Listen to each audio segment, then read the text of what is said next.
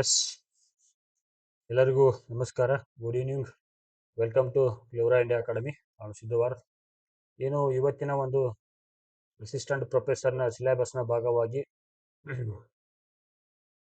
Assistant professional ಸಿಲೆಬಸ್ನ ಭಾಗವಾಗಿ ನಾವು ವಿಶೇಷವಾಗಿ ಈ ಕಂಪಲ್ಸರಿ ಇಂಗ್ಲಿಷ್ ಕುರಿತಾಗಿ ಕೆಲವು ಮಾಹಿತಿಗಳನ್ನು ನಿಮ್ಮ ಜೊತೆ ಹಂಚ್ಕೋತೀನಿ. ವಿಶೇಷವಾಗಿ ನೋಡ್ಬೇಕಂದ್ರೆ ನಾವು ನಮ್ಮ ಅಸಿಸ್ಟೆಂಟ್ ಪ್ರೊಫೆಸರ್ ಎಕ್ಸಾಮ್ನಲ್ಲಿ ಇರ್ತಕ್ಕಂಥ ಪತ್ರಿಕೆಗಳ ಸಂಖ್ಯೆ ಎಷ್ಟು? ಒಟ್ಟು 4 ಪತ್ರಿಕೆಗಳು. ಟೋಟಲ್ ಎಷ್ಟು? 4 ಪತ್ರಿಕೆಗಳು. ಅದರಲ್ಲಿ 2 ಪತ್ರಿಕೆಗಳು ಕಡ್ಡಾಯವಾಗಿರ್ತವ. ಈ 2 ಪತ್ರಿಕೆಗಳನ್ನ ಕಡ್ಡಾಯವಾಗಿ ಎಲ್ಲರೂ ಪಾಸ್ ಆಗಲೇಬೇಕು. ಪೇಪರ್ 1 ನಲ್ಲಿ ನಾವು ಕಡ್ಡಾಯ ಕನ್ನಡ ನೋಡ್ತೀವಿ. ಎಷ್ಟು? ಸುಮಾರು 100 ಅಂಕಗಳನ್ನ. ಇಲ್ಲಿ ಪ್ರಶ್ನೆಗಳ ಸಂಖ್ಯೆಯನ್ನು ಕೊಟ್ಟಿಲ್ಲ ಅವರು. ಇದು 2 ಗಂಟೆಗಳ ಕಾಲ ಇರ್ತಕ್ಕಂಥ ಒಂದು ಪತ್ರಿಕೆ, 2 ಅವರ್ಸ್. ಅದ್ರ ಜೊತೆ ಪೇಪರ್ 2 ಅಲ್ಲಿ ಕಡ್ಡಾಯ ಇಂಗ್ಲಿಷ್ ಅನ್ನು ನೋಡ್ತೀವಿ, ಕಂಪಲ್ಸರಿ ಇಂಗ್ಲಿಷು. ಇದು ಕೂಡ 100 ಮಾರ್ಕ್ಸ್ಗಳನ್ನು ನೋಡ್ತೀವಿ, ಆದರೆ ಪ್ರಶ್ನೆಗಳ ಸಂಖ್ಯೆಯನ್ನ ಕೊಟ್ಟಿಲ್ಲ.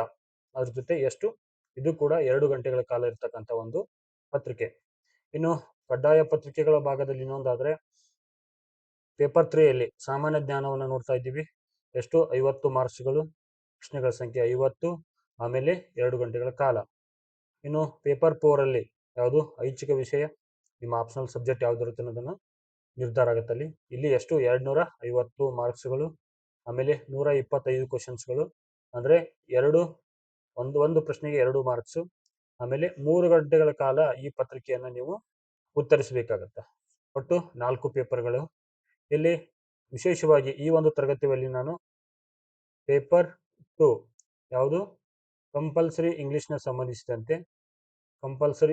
ಸಂಬಂಧಿಸಿದಂತೆ ಯಾವ ಬುಕ್ಕನ್ನು ಓದ್ಕೋಬೇಕು ಮತ್ತು ಸಿಲೆಬಸ್ ಏನಿರುತ್ತೆ ಅದರೊಂದಿಗೆ ನಾವು ಯಾವ ಥರ ತಯಾರಿ ಆಗಬೇಕು ಅನ್ನೋದನ್ನ ಇಲ್ಲಿ ಒಂದು ಸಂಕ್ಷಿಪ್ತವಾಗಿ ಡಿಸ್ಕಸ್ ಮಾಡೋಣ. ಬನ್ನಿ. ಅದಕ್ಕಿಂತ ಪೂರ್ವದಲ್ಲಿ ಈ ಕಡ್ಡಾಯ ಪತ್ರಿಕೆಯಲ್ಲಿ ಋಣಾತ್ಮಕ ಮೌಲ್ಯಮಾಪನವಿದ್ದು ಪ್ರತಿ ಉತ್ತರಗಳಿಗೆ ಶೇಕಡ 1/4 ಅಷ್ಟು ಅಂಕಗಳನ್ನು ಕಳೆಯಲಾಗುವುದು. ಅಂದರೆ ಒಂದು ಅಂಕಕ್ಕೆ 0.25 ಮಾರ್ಕ್ಸ್ಗಳನ್ನು ಕಳೆಯಲಾಗುವುದು. ಅದರೊಂದಿಗೆ 2 ಅಂಕಗಳ ಪ್ರಶ್ನೆಗೆ ತಪ್ಪಾಗಿದ್ದಲ್ಲಿ 1/2 ಅಂದರೆ 0.5 ಅಂಕವನ್ನು ಕಳೆಯಲಾಗುವುದು. ಇದು ಕೂಡ ನಿಮಗೆ ಗಮನದಲ್ಲಿರಲಿ. ನೆಕ್ಸ್ಟ್ ನೋಡೋಣ. ಈ ಕಂಪಲ್ಸರಿ ಇಂಗ್ಲಿಷ್ ಬುಕ್ ಅನ್ನ ಯಾವ ಬುಕ್ ತಗೊಂಡ್ರೆ ಚೆನ್ನಾಗಿರ್ತಿತ್ತು ಅಂತ ಕೇಳ್ತಾ ಇದ್ರು. ವಿಶೇಷವಾಗಿರ್ತಕ್ಕಂಥ ಒಂದು ಬುಕ್ಸ್ ತಗೊಂಡಿದ್ದು ನೋಡಿ, ಶಿವಕುಮಾರ್ ಮಾವಳಿ ಸರ್ ಬುಕ್ ಇದು. ಯಾವುದು? Compulsory English books for KS mains and other similar exams. ನೋಡಿ, ಇಲ್ಲಿರ್ತಕ್ಕಂಥ ಕೆಲವು ಪ್ರಶ್ನೆ ಪತ್ರಿಕೆಗಳ ವಿವರಣೆ ಕೂಡ ಕೊಟ್ಟಿದ್ದಾರೆ ಮತ್ತು ಕಂಪ್ಲೀಟ್ ಆಗಿರ್ತಕ್ಕಂಥ ಮಾಹಿತಿಯನ್ನು ಕೂಡ ಈ ಒಂದು ಕಂಪಲ್ಸರಿ ಇಂಗ್ಲಿಷ್ ಬುಕ್ ಅಲ್ಲಿ ನಾವು ನೋಡ್ತೀವಿ.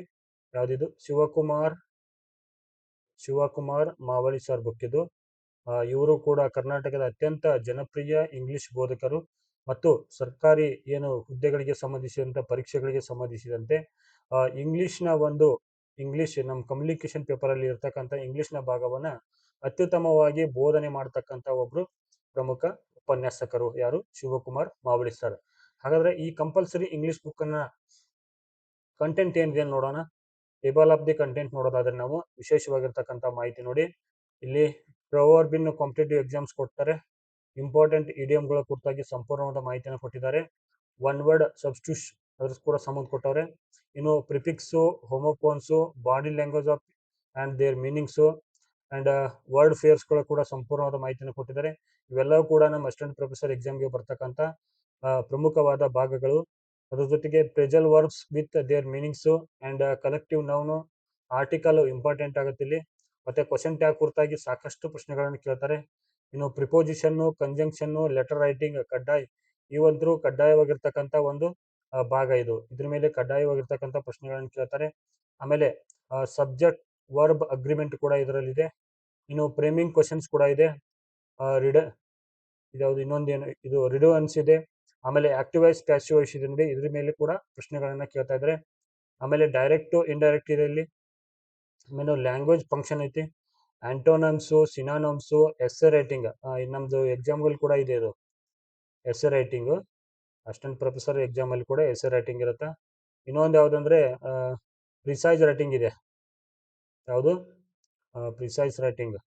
ಇದನ್ನ ನಾವು ಅಸಿಸ್ಟೆಂಟ್ ಪ್ರೊಫೆಸರ್ ಎಕ್ಸಾಮ್ ಅಲ್ಲಿ ಕೂಡ ನೋಡ್ತೀವಿ. ಮತ್ತೆ KS ಮೇನ್ಸು, PSI ಅಲ್ಲಿ ಕೂಡ ನಾವು ನೋಡ್ತಾ ಬಂದಿದ್ದೀವಿ. ಇನ್ನು ಕೆಲವು ಸಾಲ್ವ್ಡ್ ಪ್ರೀವಿಯಸ್ ಕ್ವಶನ್ ಪೇಪರ್ ಕೂಡ ಕಂಪ್ಲೀಟ್ ಆಗಿರ್ತಕ್ಕಂಥ ಮಾಹಿತಿಯನ್ನು ಕೊಟ್ಟಿದ್ದಾರೆ. ಇನ್ನು ಐಡೆಂಟಿಫಿಕೇಶನ್ ಕ್ವಶನ್ಸ್ ಕೂಡ ಇದರಲ್ಲಿದೆ. ನೋಡಿ ನಮ್ಮ ಎಕ್ಸಾಮ್ಗೆ ಏನ್ ಬೇಕಲ್ಲ ಅದನ್ನ ಕಂಪ್ಲೀಟ್ ಆಗಿರ್ತಕ್ಕಂಥ ಮಾಹಿತಿಯನ್ನು ಕೊಟ್ಟಿದ್ದಾರೆ. ಈ ಬುಕ್ಸ್ ತುಂಬಾ ಚಿಕ್ಕದಾಗಿರ್ತಕ್ಕಂಥ ಬುಕ್ ಇದು, ನೀವು ಕಾಣ್ಬೋದು ನಿಮ್ಮ ಕೈಯಲ್ಲಿ ಇದೆ ನೋಡಿ. ಗ್ರೀನ್ ಸ್ಕ್ರೀನ್ ಇರೋದ್ರಿಂದ ಸರಿಯಾಗಿ ಬರಲ್ಲ ಇದು ಇಲ್ಲಿ. ನಿಮಗೆ ಕವರ್ ಪೇಜ್ ಅಲ್ಲಿ ಕೂಡ ಕೊಟ್ಟಿದೆ ನೋಡಿ, ಇಲ್ಲಿದೆ, ಇದೇ ಬುಕ್ ಅದು. ಕಂಪ್ಲೀಟ್ ಆಗಿರ್ತಕ್ಕಂಥ ಮಾಹಿತಿಯನ್ನ ಶಿವಕುಮಾರ್ ಮಾವಳಿ ಸರ್ ಈ ಬುಕ್ ಅಲ್ಲಿ ಕೊಟ್ಟವ್ರೆ. ಈ ಬುಕ್ಸ್ ಅನ್ನ ಖರೀದಿ ಮಾಡಬಹುದು, ನಿಮಗೆ ಹೆಲ್ಪ್ಫುಲ್ ಇದೆ ಇದು. ಬುಕ್ಸ್ ನ ಬೆಲೆ ಕೇವಲ 250 ರೂಪಾಯಿ ಇದೆ. ಇದು ಬುಕ್ಸ್ ನ ಬೆಲೆ ಕೇವಲ 250 ರೂಪಾಯಿ ಇದೆ, ಜಾಸ್ತಿ ಏನಿಲ್ಲ. ನೋಡೋಣ ಏನೇನ್ ಕೊಟ್ಟಿದ್ದಾರೆ ಇದರಲ್ಲಿ. ಇದರ ಭಾಗವಾಗಿ ಕೆಲವು ಭಾಗಗಳನ್ನ ನೋಡೋಣ ಏನಿರುತ್ತಂತ. ನೋಡಿ ಸ್ನೇಹಿತರೆ, ಇಲ್ಲಿ ಪ್ರಿಫಿಕ್ಸ್ ಬಗ್ಗೆ ನೋಡೋಣ. ಪ್ರಿಫಿಕ್ಸ್ ಅಂದ್ರೆ ಆ ಪದವೇ ಹೇಳುವಂತೆ ಪ್ರಿಫಿಕ್ಸ್ ಅಂದ್ರೆ ಆ ಹಿಂಭಾಗದಲ್ಲಿ ಸೇರಿಸು ಎಂದರ್ಥ. ಮೂಲ ಪದಕ್ಕೆ ಪ್ರಿಫಿಕ್ಸ್ ಅನ್ನು ಸೇರಿಸಿದಾಗ ಅವುಗಳ ಅರ್ಥ ಬದಲಾಗುವ ಸಾಧ್ಯತೆ ಇರತಕ್ಕಂತ ವಿಚಾರವನ್ನ ನಾವು ನೋಡ್ತೀವಿ. ಕೆಲವು ಸಂದರ್ಭಗಳಲ್ಲಿ ಆಂಟೋನಿಮ್ ಮಾಡಲು ಪ್ರಿಫಿಕ್ಸ್ ಅನ್ನು ಸೇರಿಸಲಾಗುತ್ತದೆ. ಉದಾಹರಣೆಗಾಗಿ ನೋಡೋದಾದ್ರೆ ನಾವು ಹ್ಯಾಪಿ ಎಂಬ ಪದಕ್ಕೆ ಅನ್ ಎಂಬ ಪ್ರಿಫಿಕ್ಸ್ ಅನ್ನು ಸೇರಿಸಿದಾಗ ಅನ್ಹ್ಯಾಪಿ ಆಗುತ್ತೆ. ಅಂದ್ರೆ ನೋಡಿ, ಉದಾಹರಣೆ ಹೇಳೋದಂದ್ರೆ ಹ್ಯಾಪಿ ಎಂಬ ಪದದ ವಿರುದ್ಧಾರ್ಥಕ ಪದ, ಆಂಟೋನಿಮ್ ಅಂದ್ರೆ ವಿರುದ್ಧ ಪದ. ಇದಕ್ಕೆ ಅನ್ ಎಂಬ ಪದವನ್ನು ಸೇರಿಸಿದಾಗ ಅನ್ಹ್ಯಾಪಿ ಎಂಬ ಪದವನ್ನ ಪಡೆದುಕೊಳ್ತೀವಿ. ಇದಕ್ಕೆ ಏನು ವಿರುದ್ಧ ಪದ ಬರೆಯುವ ಕೂಡ ನಾವು ಇಲ್ಲಿ ಕಾಣ್ತೀವಿ. ನೆಕ್ಸ್ಟ್ ಏನಂದ್ರೆ ಆಂಟೋನಿಮ್ ವಿರುದ್ಧ ಪದ ಸೃಷ್ಟಿಯಾಗುತ್ತದೆ. ಇನ್ನು ಸಾಮಾನ್ಯವಾಗಿ ಬಳಸುವ ಕೆಲವು ಪ್ರಿಫಿಕ್ಸ್ ಗಳೆಂದರೆ ಇನ್, ಇಲ್, ಇರ್ ಮತ್ತು ಇಮ್, ಅನ್, ನಾನ್ ಮತ್ತು uni, anti, dis, tri, bi. So ಹೀಗೆ ಹಲವು ನಾವಿಲ್ಲಿ ನೋಡ್ತೇವೆ ಏನು ಪ್ರಿಫಿಕ್ಸ್ ಗಳನ್ನ. ಉದಾಹರಣೆಯಾಗಿ ನೋಡೋದಾದ್ರೆ ನಾವು the list of prefix asked in the previous years exams ನೋಡೋದಾದ್ರೆ ಮಿಲಿಯನಿಯರ್ ಏನ್ ಬಳಸ್ತೀವಿ ಅಂತಂದ್ರೆ ಮಲ್ಟಿ ಮಿಲಿಯರ್ ಅನ್ನು ನೋಡ್ತೀವಿ. ನಾವು ಇಲ್ಲಿ ನೋಡಬಹುದು, ಇಲ್ಲಿ ಮಲ್ಟಿ ಎಂಬ ಪದ ನೋಡ್ತೀವಿ ಇಲ್ಲಿ. ಆಮೇಲೆ ಬಿಹೇವ್ ಮಿಸ್ ಬಿಹೇವ್ ಅನ್ನೋ ಪದವನ್ನ ಕಾಣ್ತೀವಿ ಇಲ್ಲಿ. ಇಲ್ಲಿ ನೋಡ್ತೀವಿ ನೋಡ್ರದು, ಇಕ್ಕಿಲಿದೆ ನೋಡ್ರದು ಮಿಸ್ ಬಿಹೇವ್. ಇನ್ನು ಲೀಗಲ್ ಪದದ ವಿರುದ್ಧ ಪದ ಯಾವುದು? ಇಲ್ಲೀಗಲ್ ಆಗುತ್ತೆ. ಇದಕ್ಕೆ ನಾವು ಇಲ್ಲೀಗಲ್ ಅನ್ನೋದು ಏನಾಗುತ್ತೆ ಅಂದ್ರೆ ಇಲ್ಲಿ ಕಾಣಬಹುದು ನೀವು, ಇದನ್ನ ಪ್ರಿಫಿಕ್ಸ್ ಆಗಿ ನೋಡ್ತೀವಿ. ಇನ್ನು ಸರ್ಕಲ್ ಏನಾಗುತ್ತೆ ಅಂದ್ರೆ ಸೆಮಿ ಸರ್ಕಲ್ ಆಗುತ್ತಾ, ಇಲ್ಲಿ ಕೂಡ ನೀವು ಕಾಣ್ತೀರಿ ಸೆಮಿ ಅಂತ. ಸೊ ಇಷ್ಟು ಪ್ರಿಫಿಕ್ಸ್ ಬಗ್ಗೆ ಸ್ವಲ್ಪ ಮಾಹಿತಿ ಈ ಬುಕ್ಸ್ ಅಲ್ಲಿ ಕಂಪ್ಲೀಟ್ ಆಗಿ ಕೊಟ್ಟಿರ್ತಕ್ಕಂಥ ವಿಚಾರವನ್ನು ನೋಡ್ತಾ ಇದೀವಿ. ಈ ಬುಕ್ಸ್ ಗಳನ್ನ ನೋಡಬಹುದು. ಇಲ್ಲಿ ಕೂಡ ಕೆಲವು ವರ್ಡ್ ಮತ್ತು ಪ್ರಿಫಿಕ್ಸ್ ವರ್ಡ್ ಮತ್ತೆ ಸಫಿಕ್ಸ್ ವರ್ಡ್, ಪ್ರಿಫಿಕ್ಸ್ ವರ್ಡ್, ಇದನ್ನ ಪಾಸ್ ಮಾಡ್ಕೊಂಡು ನೀವು ಬೇಕಿದ್ರೆ ನೋಟ್ ಮಾಡ್ಕೊಳ್ಳಿ.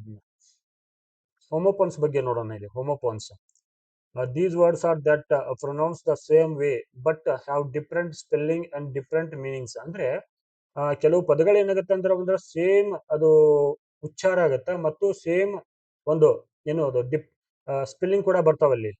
ಸೊ ಉದಾಹರಣೆ ನೋಡೋದಾದ್ರೆ ನಾವಿಲ್ಲಿ ಅಫೆಕ್ಟ್ ಇಲ್ಲಿ ಕೂಡ ಎಫೆಕ್ಟ್ ಅಂತ ಕರಿತೀವಿ. ಇಲ್ಲಿ ಕೂಡ ಏನಾಗುತ್ತೆ ಸಿಮಿಲರ್ ವರ್ಡ್ಸ್ ಗಳು ಮತ್ತೆ ಉಚ್ಚಾರ ಕೂಡ ಅದೇ ಬರುತ್ತೆ. ಹಾಗಾಗಿ ಏನಂತೀವಿ, ಇಂಥ ಒಂದು ಪದಗಳಿಗೆ ನಾವಿಂತ ಹೋಮೋಫೋನ್ಸ್ ಅಂತ ಕರಿತೀವಿ.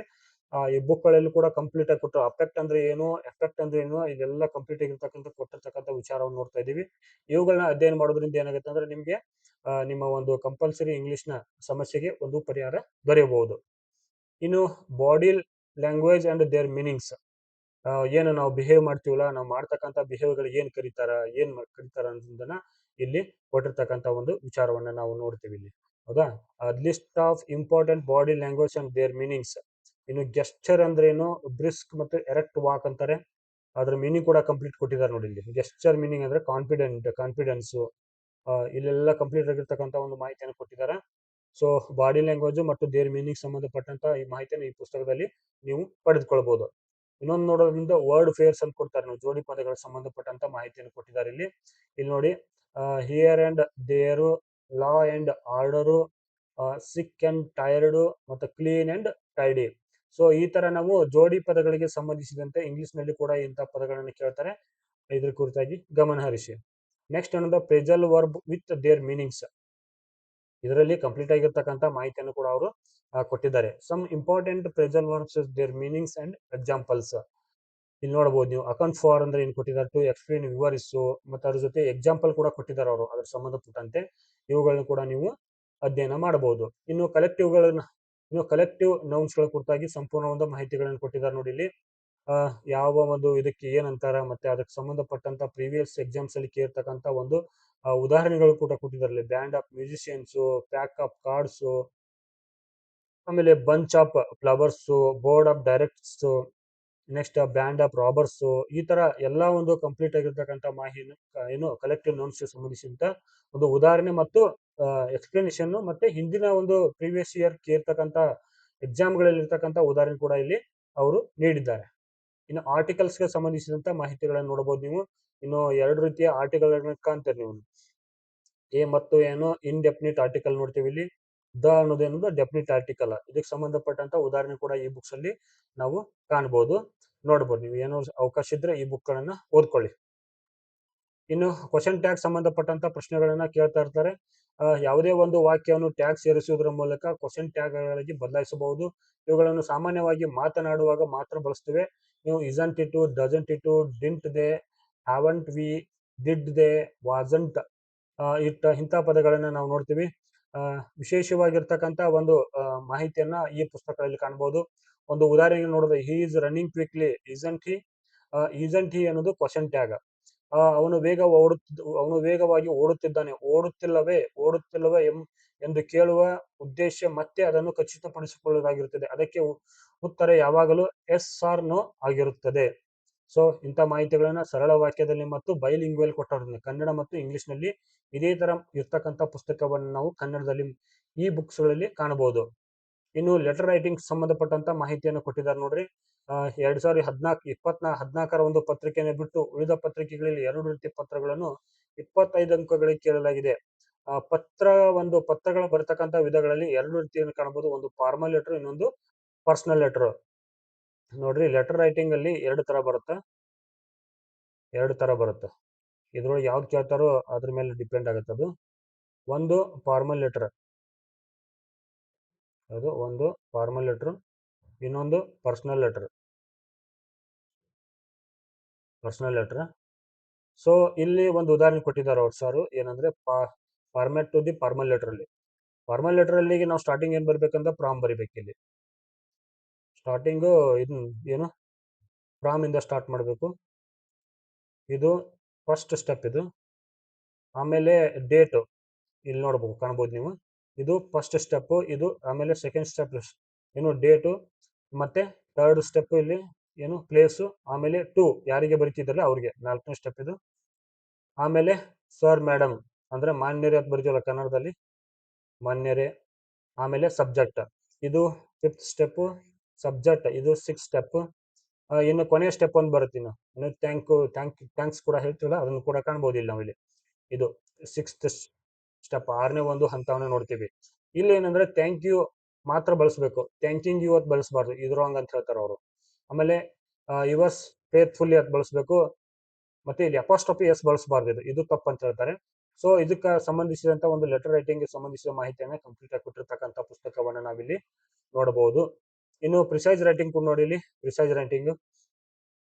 ಪ್ರಿಸೈಸ್ ರೈಟಿಂಗ್ ಸಂಬಂಧಪಟ್ಟಂತ ಇದು 2-3 ತರ ಹೆಲ್ಪ್ ಆಗುತ್ತೆ. ಇದು ಏನಂದ್ರೆ ನಾವು PSI ಪೇಪರ್ ಫಸ್ಟ್ ಅಲ್ಲಿ 4ನೇ ಭಾಗದಲ್ಲಿ ಈ ಪ್ರಿಸೈಸ್ ರೈಟಿಂಗ್ ಅನ್ನು ಕಾಣ್ತೀವಿ.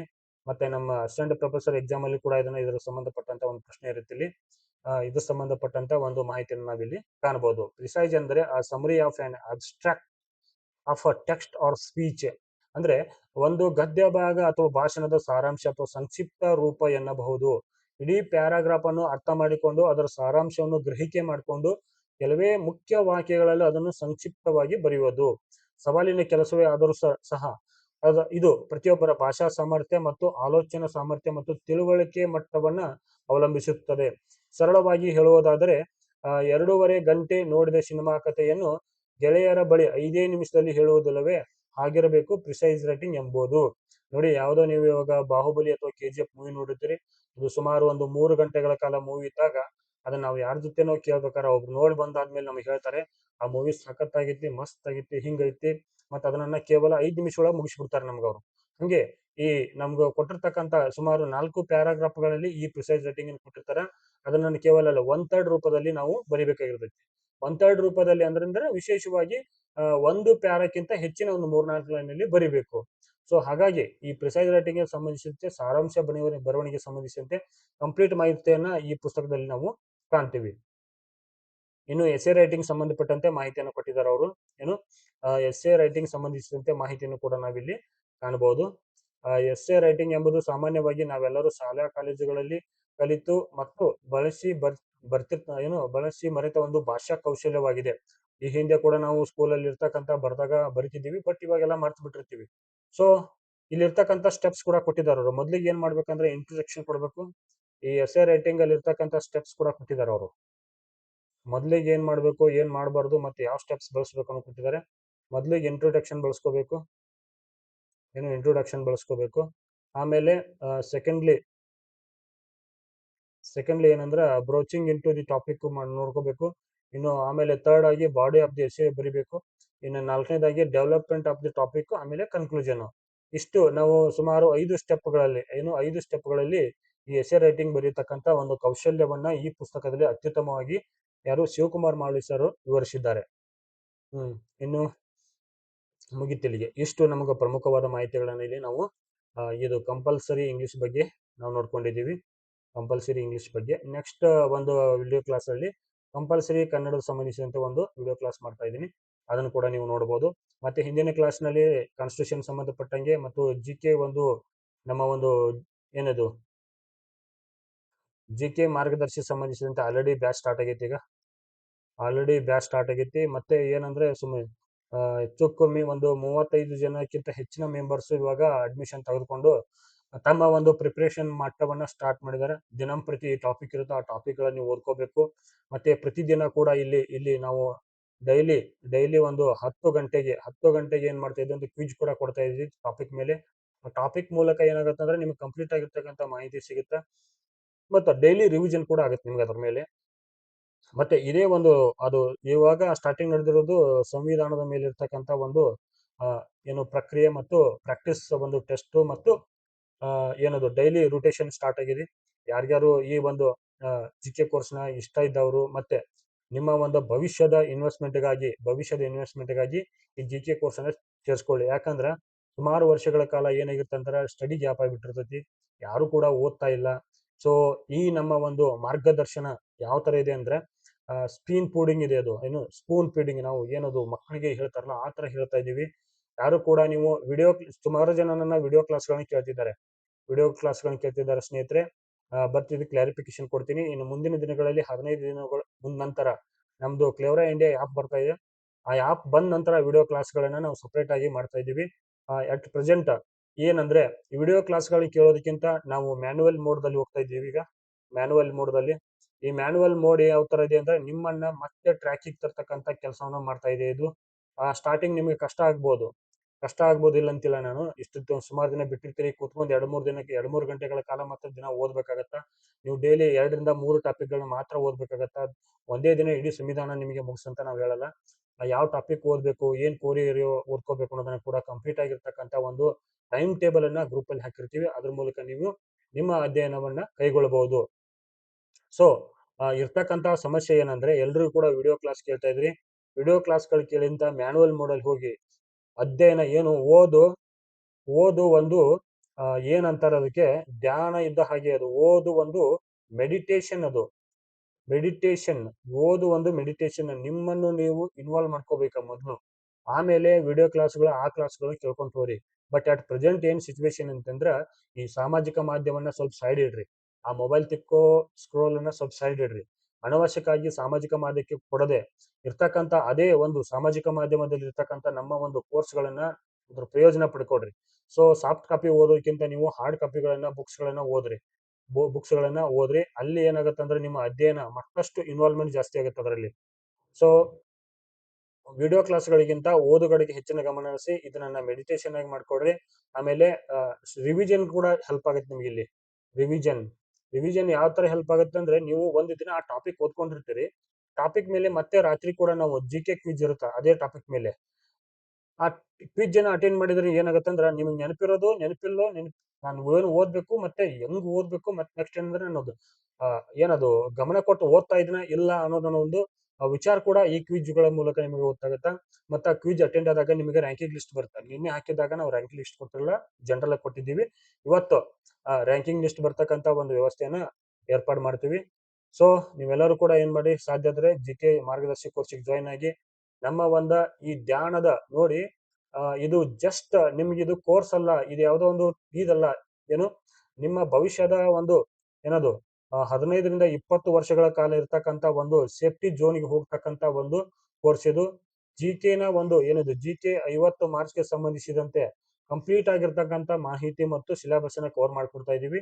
ಸಾಧ್ಯದ ಮಟ್ಟಿಗೆ ಏನ್ ಮಾಡ್ರಿ, ಈ ಕೋರ್ಸ್ ನಾವು ಪ್ರಯೋಜನ ಪಡ್ಕೊಂಡು ನಿಮ್ಮ ಒಂದು ಅಧ್ಯಯನವನ್ನು ಅತ್ಯುತ್ತಮಗೊಳಿಸಿ ಈ ಓದು ಏನದು ಈ ಜಿಕೆ ಕೋರ್ಸ್ ನ ಓದು ನಿಮ್ಮ ಸಬ್ಜೆಕ್ಟ್ಗೆ ಹೆಲ್ಪ್ಫುಲ್ ಆಗುತ್ತೆ. ಇದು ಅಂದ್ರೆ ಓದಿನ ಒಂದು ರುಚಿ ಬೆಳೆಸ್ಕೊಂಡ್ಬಿಡ್ತೀರಿ ಇಲ್ಲಿ. ಅವಾಗ ಏನಾಗುತ್ತೆ ಅಂದ್ರೆ ಸಬ್ಜೆಕ್ಟ್ ಕಡೆ ಓದುವಾಗ ಒಂದು ಕಾನ್ಸಂಟ್ರೇಷನ್ ಮತ್ತೆ ಅತ್ಯುತ್ತಮವಾಗಿರ್ತಕ್ಕಂಥ ವಿಚಾರ ಶಕ್ತಿಯನ್ನು ಬೆಳೆಸ್ಕೊಂಡ್ಬಿಡ್ತೀರಿ. ನಿಮ್ಗೇನೇನು ಎಕ್ಸ್ಟ್ರಾರ್ಡಿನರಿ ಬೋಧನೆ ಮಾಡಬೇಕಾಗಿಲ್ಲ, ಏನಕ್ಕಂದ್ರೆ ಆಲ್ರೆಡಿ ಎಲ್ಲರೂ ಕೂಡ ಲೆಕ್ಚರ್ ಆಗಿ ಮತ್ತೆ ಪ್ರೊಫೆಸರ್ ಆಗಿ ಕೆಲಸ ಮಾಡಿರ್ತಕ್ಕಂಥ ಏನದು ಗೆಸ್ಟ್ ಲೆಕ್ಚರ್ಗಳಾಗಿರ್ತೀರ, ಮತ್ತೆ ಪ್ರೈವೇಟ್ ಕಾಲೇಜ್ಗಳಲ್ಲಿ ಏನು ಕೆಲಸ ಮಾಡ್ತಿರ್ತೀರ. ಮುಂದಿನ ಒಂದು ಪ್ರೊಫೆಸರ್ ಹುದ್ದೆಗೆ ಹೋಗುವಂತ ಈ ಮಾರ್ಗದರ್ಶನ ಪಡೆದುಕೊಂಡು ನಿಮ್ಮ ಒಂದು ಭವಿಷ್ಯದ ಕನಸನ್ನ ನನಸು ಮಾಡ್ಕೊಳ್ಳಿ ಅಂತ ಈ ಮೂಲಕ ನಾನು ನಿಮಗೆ ತಿಳಿಯಪಡಿಸ್ತೀನಿ. ಸಿಗೋಣ ಮುಂದಿನ ಒಂದು ವಿಡಿಯೋದಲ್ಲಿ. ಮತ್ತೊಮ್ಮೆ ಕೂಡ ನಿಮಗೆ ಧನ್ಯವಾದಗಳು. ಶುಭ ದಿನ. Have A good day. Jai Hind, Jai Karnataka.